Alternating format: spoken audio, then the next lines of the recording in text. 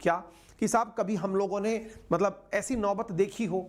तो भाई साहब ऐसा कहते हैं कि भारत ने एक बार वर्ष 1987 में इतनी जबरदस्त तरीके से अपनी सेनाओं को तैयार कर दिया था कि पाकिस्तान की सांसें सूख गई थी।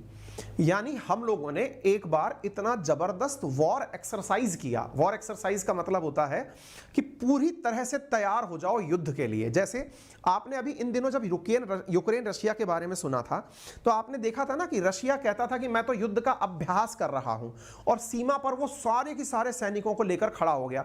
हालांकि उसने उस अभ्यास का परिणाम भी निकाल दिया यूक्रेन पर हमला करके। लेकिन भारत ने भी ऐसे 1987 और 88 के अराउंड किया था।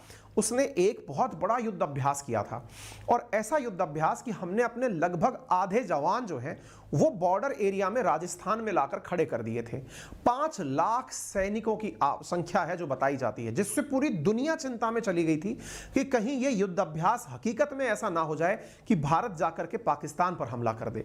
ये घटना थी ऑपरेशन ब्रेस स्टैक के नाम से, जो 1986-87 के बीच में भारत के द्वारा पाकिस्तान बॉर्डर पर की गई थी।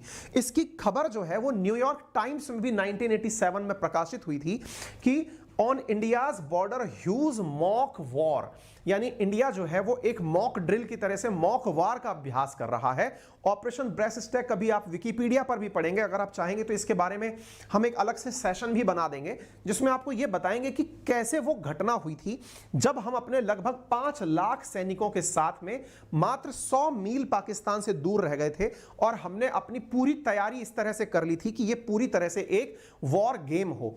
इतना ही नहीं, हमने न्यूक्लियर वॉर अगर हो जाए तो उससे निपटने के लिए क्या प्रयास किए जाएंगे इसका भी हमने प्रयास किया था।